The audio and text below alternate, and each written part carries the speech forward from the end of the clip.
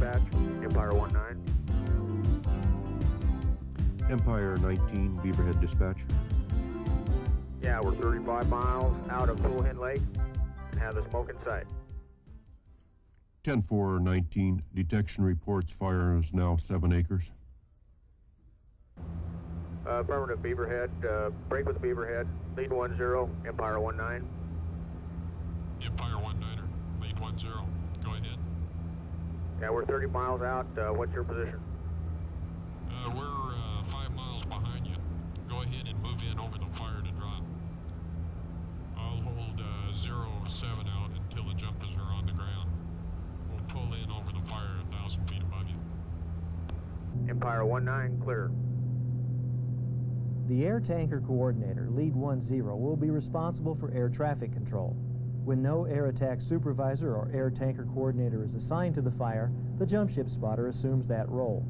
Aircraft are assigned altitudes or geographic areas for separation until they're called to work the fire.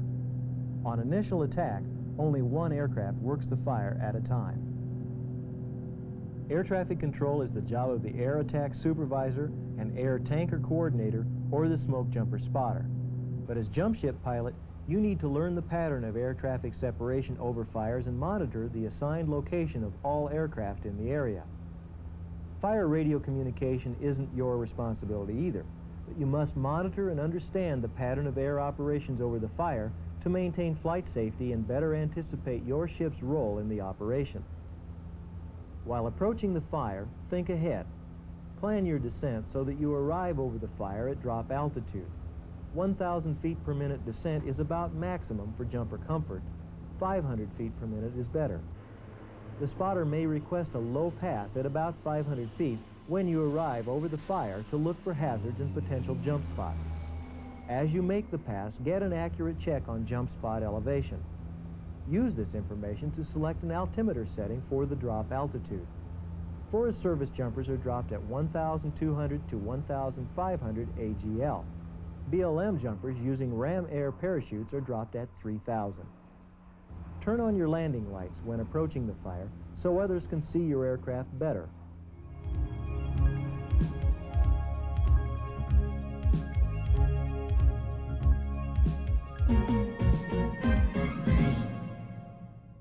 Teamwork between spotter and pilot is vital over the fire. Follow established procedures and use prescribed airspeeds. The routine sequence of events makes the dropping go smoothly and safely. If you're unclear about your responsibilities or don't have a thorough knowledge of drop pattern procedures, you can easily be overwhelmed. An overloaded and confused pilot is a dangerous pilot. To get streamers, jumpers, and cargo dropped efficiently and safely takes close coordination between you and the spotter. The spotter's first job is to select a jump spot. He looks for a clear area with few hazards like snags, rocks, and downfall. It must be an appropriate distance from the fire so there's no danger to the jumpers and their gear. A jump spot is never selected on the lee side of a ridge because there may be downdrafts. Your first job is to keep the aircraft circling to give the spotter and the jumpers a good view of the fire. Fly the observation pattern at drop altitude. Left turn observation patterns are routine. When the jump spot is selected, it's critical that you understand clearly where it is. The spotter should be forward in the cockpit where he can physically point out the spot to you. But in some circumstances, the spotter's in the rear by the jump door and describes the jump spot location to you over the intercom. There's real potential for error in this situation, so spotters are trained in communicating the jump spot location clearly. If you have doubts about the jump spot, ask the spotter to come forward and point it out. If the pilot sets up to make a streamer drop on the wrong spot, a lot of time is lost and confusion develops. The next order of business is dropping streamers to determine the wind drift that will affect the jumper's parachute descent. Streamer drop patterns and streamer observation patterns use routine, established procedures. Drift streamers are 20-foot long strips of crepe paper weighted to descend and drift like a smoke jumper's parachute. They're dropped at jump altitude. The spotter, pilot, and jumpers all watch the streamers descend and land. A second set of streamers may be dropped after the first.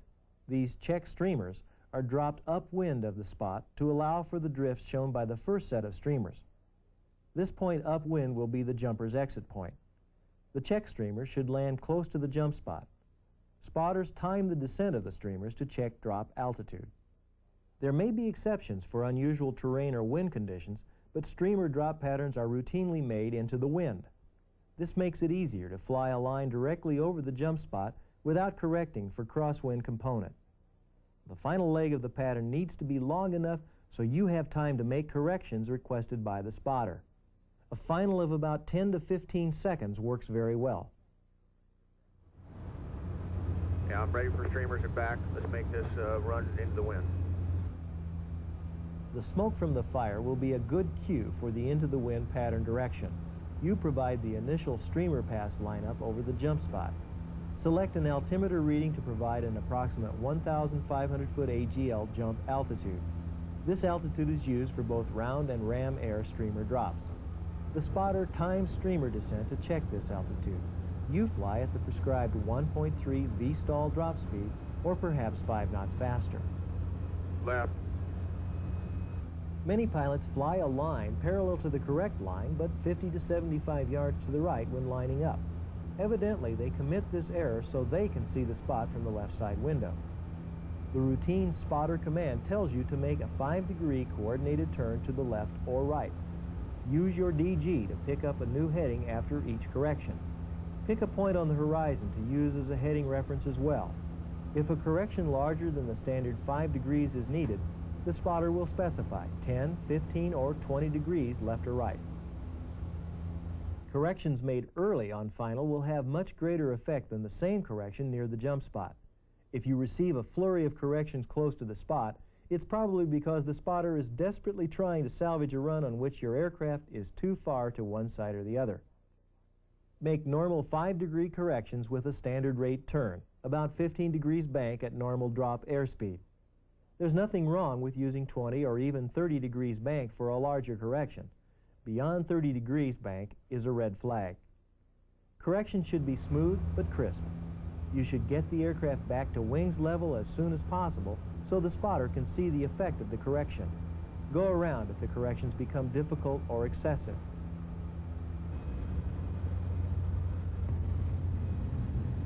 Streamers away.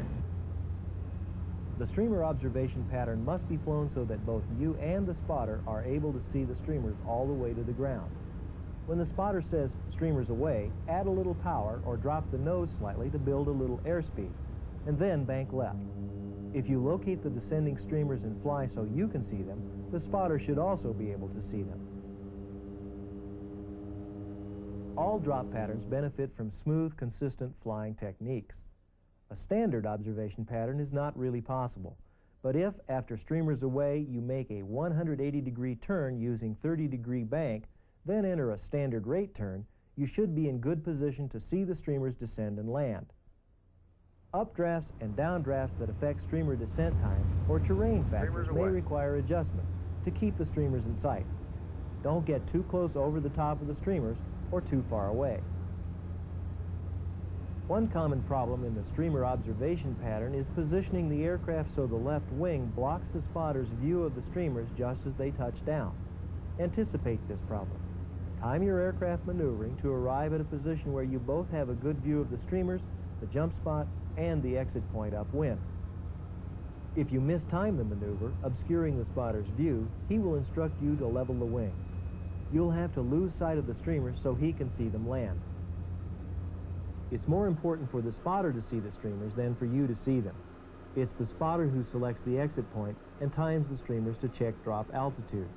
Though it really helps if you can see them, he can describe the location of the exit point to you. Ideally, you've seen the streamers land, and the into the wind pattern direction will be obvious, over the streamers, over the spot, and on out to the exit point. If you didn't see them, a lot of confusion can enter the picture and hinder the mission. It helps if you note where the streamers landed and anticipate the exit point location upwind. The spotter will describe the exit point to you, but you'll have a much easier time understanding where this location is if you saw the streamers land. If streamers descend into a valley below the drop zone, the drift distance must be shortened to select an exit point. If the streamers land in high terrain above the drop zone, the exit point will be further upwind than the distance the streamers landed downwind. Think ahead. Fly the observation pattern in a way that makes it easy to look upwind to pick an exit point. Don't position the aircraft so that it blocks the spotter's view of the jump spot or the terrain upwind.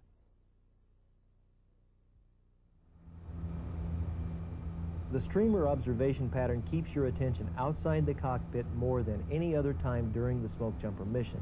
Remember, fly the airplane. Don't become so engrossed in watching the streamers that the plane's airspeed or bank gets away from you. These patterns may vary somewhat with wind and terrain. You need to develop a sense of timing to keep the streamers in sight. Position the aircraft so it's easy to see where they land in relation to the jump spot and the terrain upwind. If you think ahead and use good techniques, the mission will proceed smoothly. If you lose sight of the streamers or position the aircraft so the spotter can't see them or the exit point, confusion and frustration snowball in a hurry. Efficiency and safety both suffer when the details of established Smokejumper flying procedures are neglected.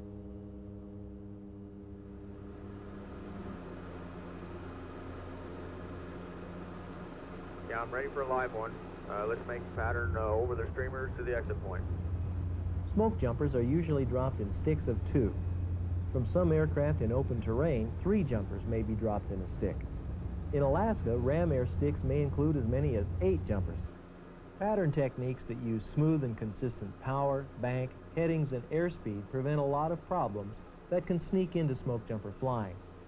Patterns can be flown with a short, wings-level segment on crosswind and base, but they will be more consistent if a constant bank is used so that the crosswind and base are a smooth, continuous turn.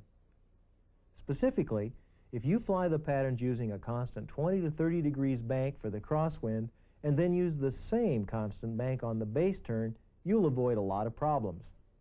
And if you use a heading on downwind that is the reciprocal of the heading on final, the patterns will be accurate. Remember, you'll need to shorten or lengthen the wings level time on downwind depending on wind velocity to have a 10 to 15 second final. Altimeter reading for drop altitude is determined and checked. Drop airspeed is checked. Flaps are set as prescribed. Corrections are made using standard rate coordinated turns.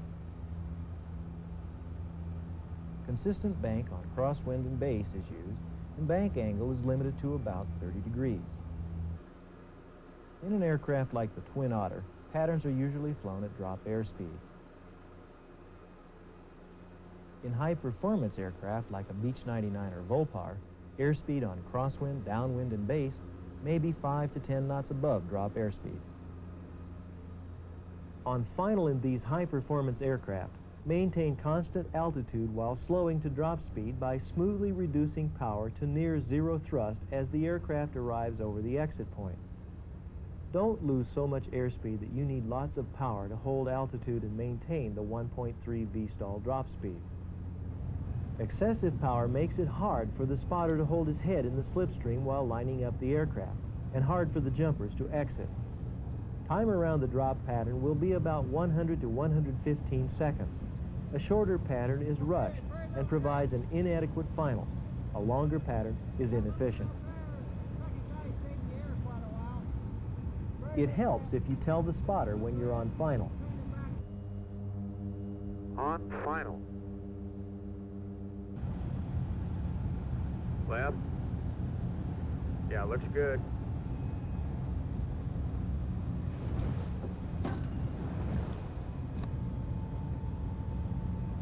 Jumpers away. You may feel and hear the jumpers go out the door, but don't start your turn for another pattern until the spotter calls jumpers away. This keeps you from adding power and banking before the final jumper is clear. After the spotter's signal, build a little airspeed by increasing power or descending, then bank onto the crosswind. Yeah, can you give me a little longer final on the next passes? That one was just a little quick. Good communication between spotter and pilot corrects small problems as they occur and makes for smooth drop patterns. The biggest trouble spot in a jumper drop pattern is the turn to final. It determines if you get lined up right. If you get too close to the final line on base, a steep bank would be required to get the ship around. This can happen if the downwind was not parallel to the final. There may be no room for a base leg. You may be tempted to bank excessively to get lined up on final. Too much bank at slow drop airspeeds can produce an accelerated stall. Remember, any bank over 30 degrees in the pattern is a red flag. Take corrective action immediately if there's a stall warning. To avoid a very steep turn onto final, turn wide and then line up on the exit point. You'll forget about passing over the streamers and jump spot, but as long as you arrive over the exit point, the pattern's a success. If you use this technique to salvage a missed turn, tell the spotter what you're doing. He may agree with this approach, or he may ask you to go around. Accurate drop patterns, smooth pilot procedures, and good communication help the spotter put the jumpers out over the correct exit point so they land safely in the jump spot. Confused drop pattern procedure and poor pilot technique make it difficult for the spotter to get the jumpers out in the right place. Left turn, into the wind patterns are the standard, but under some circumstances, a crosswind, downwind, or right turn pattern may be necessary. Upwind patterns are easiest for the same reason into the wind landings are easiest. But any pattern that gets the jumpers out over the exit point will work. A non-standard pattern may be required if there's high terrain upwind. The spotter may point out the problem, or you may recognize it. Speak up right away and suggest an alternative. Steep terrain upwind may dictate a crosswind pattern. The crosswind pattern solves the safety problem of flying into high terrain. It also eliminates the risk of a jumper exiting late without adequate altitude for the parachute to open. Another solution to high terrain upwind is to increase drop altitude. Sometimes a downwind pattern is used. It can reduce the risk of jumpers landing in a lake if they exit late. A variety of problem situations call for a non-standard pattern. Communication between you and the spotter helps solve these problems. The spotter usually initiates a non-standard pattern, but if you're concerned about a terrain problem that could affect aircraft safety, suggest an alternative. Sometimes a pilot will notice a pronounced wind shift while dropping jumpers. Again, talking with the spotter, alerting him, can help a lot.